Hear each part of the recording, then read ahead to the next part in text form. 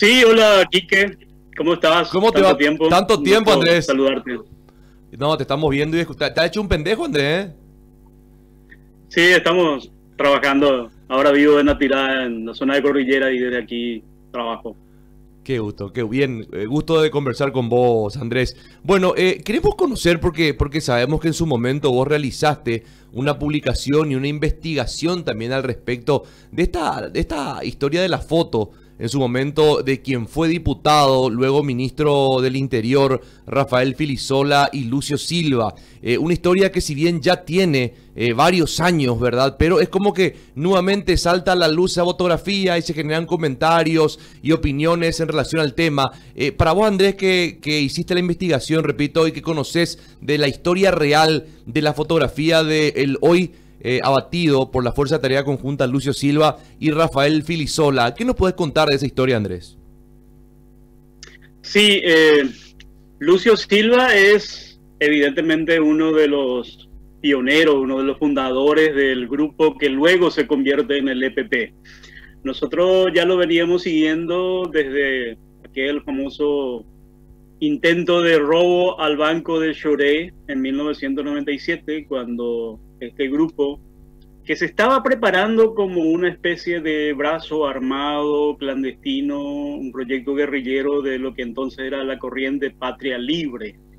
Hay que aclarar que era un proyecto que pocos conocían, ¿verdad? Era un proyecto de Juan Arrón, Alcides Oviedo y Carmen Villalba principalmente, y muchos de los que pasaron por Patria Libre no sabían de eso. Algunos se enteraron después y hay otros que aún no creen en esa versión, ¿verdad? Pero nosotros lo fuimos confirmando, y Lucio Silva es un campesino, era un campesino nacido en Orqueta, vivió mucho tiempo en Coronoí, y fue captado ya en 1992 junto con Carmen Villalba, José Villalba, varios de los que eran la base política de Patria Libre en la zona de Concepción.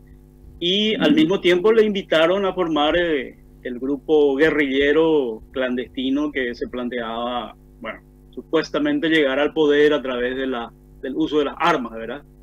Algo que era válido durante la dictadura, ¿verdad? Ahí hubo varios grupos guerrilleros como el FULNA, como el primero de marzo, otras organizaciones guerrilleras que fueron derrotadas rápidamente por la dictadura de Stroessner, pero se planteaba como algo válido a partir del modelo de la revolución cubana. Pero ya caída la dictadura era un poco más difícil de aceptar que una guerrilla pretenda llegar al poder para tomar las armas cuando existían medios democráticos de hacerlo.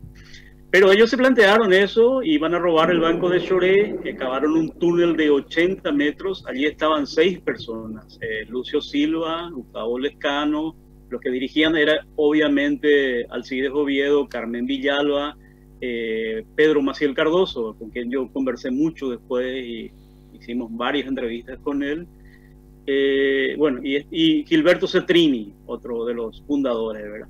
Estas 6 personas fueron descubiertas cuando ya tenían 80 metros del túnel, estaban a punto de salir debajo de la bóveda.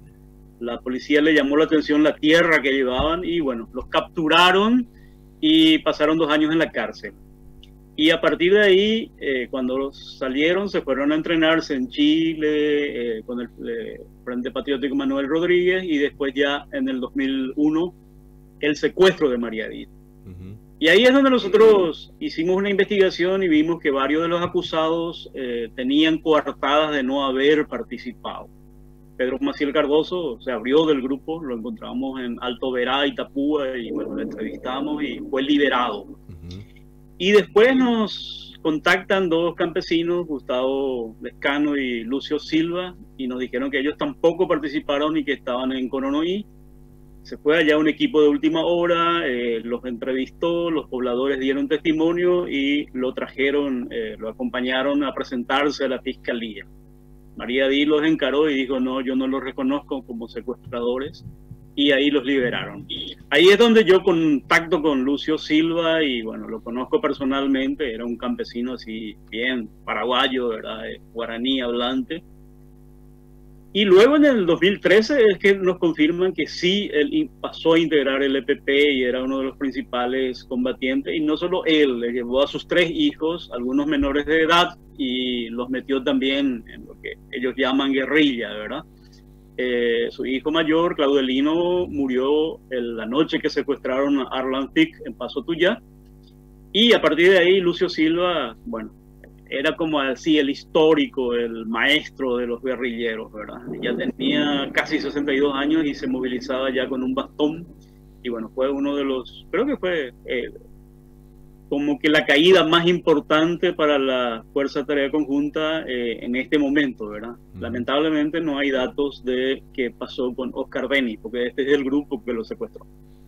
Sí, ahora en relación a lo que te consultaba, a ver, Andrés, a esa foto del entonces, repito, diputado Rafael Filisola, luego ministro del Interior, que se toman una foto con Lucio Silva en ese momento. ¿Fue a raíz de qué esa foto que se habían tomado en aquel entonces? Y la historia fue así, como nosotros habíamos encontrado a este ex miembro del grupo en Itapúa y logramos demostrar que él no tuvo participación porque incluso ese día estaba haciendo campaña con los colorados allá en Alto Verá. También estos 2 campesinos, Lucio Silva y Gustavo Lescano, contactaron con nosotros y pidieron nuestra intermediación para entregarse a la fiscalía, porque estaban como prófugos por el caso María Elía. Entonces nosotros hablamos con el entonces fiscal adjunto, Arregui, el actual jefe de Prelat, ¿verdad?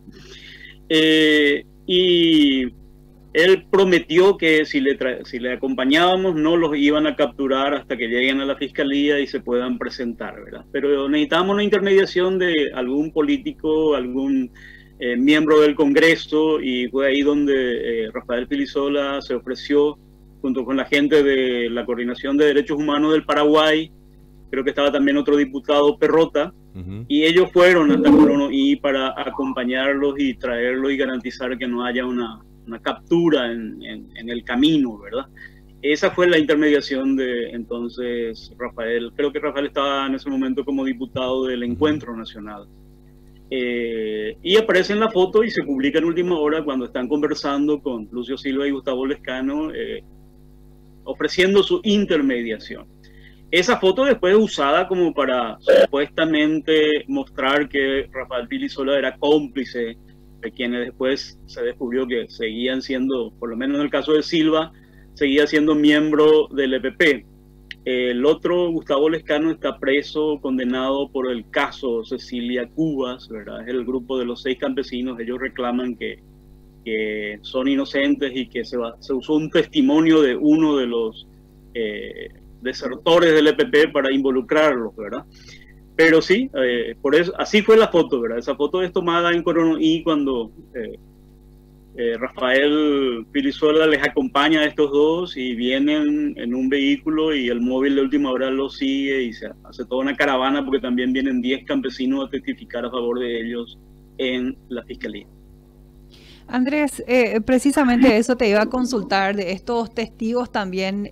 ¿Sabes a qué organización pertenecía Lucio Silva? Sí, Lucio Silva, por lo que sabemos, era miembro de la corriente Patria Libre desde el 92 prácticamente, ¿verdad? Lo que pasa es que hay que distinguir, ¿verdad? Si bien el EPP surge como un brazo armado de Patria Libre, sí. Patria Libre había mucha gente que nunca se enteró, ¿verdad? Como, no sé, hay varios que hoy son dirigentes de otros grupos políticos, pasaron por allí y ellos se mostraron sorprendidos. Primero no quisieron creer cuando surgió lo de Juan Arrón y Anuncio Martí, creyeron que era como un complot de las fuerzas del gobierno de ese momento, ¿verdad? Era de González Maqui. Y después con las evidencias tuvieron que aceptar, ¿verdad? Oscar Ayala, el actual secretario ejecutivo de CODEUPI, en una entrevista que le hicimos en última hora, admitió que sí, ¿verdad? Que él le sorprendió muchos años después cuando sí se admitió que había un proyecto paralelo de lo que ellos no se enteraron y de alguna manera se sintieron utilizados y que por eso mismo salieron todos de Patria Libre, ¿verdad? Camilo Suárez, por ejemplo, también estaba en ese grupo, bueno, después sale y forma Avanza País, y bueno, después termina con todo lo que pasó ahora, ¿verdad? Entonces, sí, Lucio Silva era militante del partido Patria Libre, era dirigente. Carmen Villalba también figuraba como dirigente de Patria Libre en ese momento en las revistas que sacaban oficialmente, pero Alcides Oviedo nunca, ¿verdad? Y después, durante mucho tiempo, se negó que ellos sean, cuando estalló todo, se negó que hayan sido de Patria Libre. La propia Carmen Villalba en algún momento mostró mucho rencor, ¿verdad?, contra el grupo de Arrón, porque dijeron, siempre nos negaron, nunca admitieron que éramos del partido. Y Alcides Oviedo en su libro le trata directamente de traidor a Arrón y a Omar Martínez, que es el otro líder que después encabeza durante el secuestro de Cecilia Cuba, ¿verdad? Y bueno, entonces Lucio Silva sí fue parte de ese partido, pero al mismo tiempo ya estaba con el grupo tiempo guerrillero que después termina en una banda armada criminal, ¿verdad? Como la actual. Uh-huh. Qué interesante realmente, Andrés, que nos hables de esa fotografía que incluso puede desinformar, teniendo en cuenta que la gente muestra, bueno, más de uno habrá salido, ¿verdad?, con algún impresentable. Nos pasa muy seguido, principalmente a los periodistas, ¿verdad?, que de repente uno posa con una autoridad por el solo hecho de que en el momento está en el cargo y después se publica esa fotografía, ¿verdad?, queriéndote más o menos vincular, claro, vincular a esa persona cuando que en realidad estuviste nomás allí. En este caso se aclara entonces que Rafael Filisola, como diputado, se ofreció para que estas personas se sometan ante la justicia. Así es, él accedió a un pedido nuestro justamente de ofrecer de garantía. Del propio diario, como parlamentario tiene fueros y obviamente era una garantía de acompañar a estas dos personas que en ese momento, viéndolo en el tiempo, yo creo que nos utilizaron a nosotros como periodistas para tratar de desvincularse del caso de María Edith. Hasta ahora no hay evidencia si realmente Lucio Silva participó del secuestro de María Edith, como sí sabemos que Maciel Cardoso, por ejemplo, nuestra otra fuente, que era de la banda de Choré inicial, él se abrió del grupo y se dedicó a ser maestro en Alto Verá, y ahí sí podemos asegurar que él ya se abrió de ese grupo, pero aún así intentaron incriminarlo. Porque lo que hizo el entonces subcomisario Antonio Gamarra era agarrar la lista de los 6 del Choré y decir, estos fueron. Y varios de ellos fueron, pero no todos, ¿verdad? Claro. Pero sí, obviamente Lucio Silva se supo que después incluso vivió en el barrio Mboyú, en Itauguá, donde incluso le quemaron la casa a su señora en el 2016. Pero que desapareció con sus hijos, y en el 2013 es cuando ya tenemos video, fotos de él en el monte con los demás integrantes, ¿verdad? Entonces, por eso te digo, o sea, nosotros acá te dividen, vos sos de izquierda, vos sos de derecha, vos sos de PP, vos sos pro-militar, y como periodista, por lo menos yo siempre traté de ser lo más objetivo posible y de escuchar todas las voces, todos los elementos. Y evidentemente hubo un intento de algunos grupos adversarios de Rafael Filisola, de su partido, del Frente Iguazú, en tratar de involucrarlo usando una foto fuera de contexto, que es lo que yo en su momento le intenté explicar. No, esa foto se tomó en esta circunstancia. Y para mí eso no es evidencia de que Rafael Filisola sea cómplice del EPP. Claro. Al contrario, cuando fue ministro del Interior, creo que los combatió en la medida de lo posible, hizo todo, y creo que lograron inclusive golpes importantes como el abatimiento de 2 líderes también en ese momento muy importantes en la zona Huañandú, ¿verdad? Lo mismo se intenta hacer con Fernando Lugo, ¿verdad? Hasta hoy hay gente que le dice el padre biológico del EPP, y es porque conoció a algunos de los integrantes en y sobre todo a sus familiares, claro. Cristaldo Mieres, pero nunca se logró probar que Lugo sea parte o cómplice del EPP. El hecho de que sea de izquierda y que este grupo también venga de una rama de la izquierda no es ninguna muestra de que todos los de la izquierda están metidos en guerrilla o todos están metidos en actos violentos, ¿verdad? Como tampoco todos los de derecha son a veces paramilitares, ¿verdad? O sea, hay mucha gente democrática jugando de manera limpia por construir un país democrático. Y me quedo con esto que dijiste, Andrés, el de fuimos utilizados realmente. A veces los periodistas lastimosamente e incluso autoridades terminan siendo víctimas de esta naturaleza, porque Lucio Silva es una persona tan sanguinaria, había sido, hoy lo sabemos, pero probablemente en esa época se presentaban como simples y sencillos campesinos, ¿verdad? ¿Quién iba a saber años después de lo que iba a ser capaz este señor? Sí, totalmente. Nosotros hicimos nuestra autocrítica en su momento, en ese artículo que yo publiqué sobre la foto, también hice autocrítica de que probablemente nos hayan utilizado, pero creo que es válido dar, o sea, todas las opiniones, todas las posturas, y si hay alguien que dice ser inocente y quiere dar su voz, tenemos que darle voz, y es la justicia la que tiene que determinar quién es culpable claro. o quién es inocente, no nosotros los periodistas.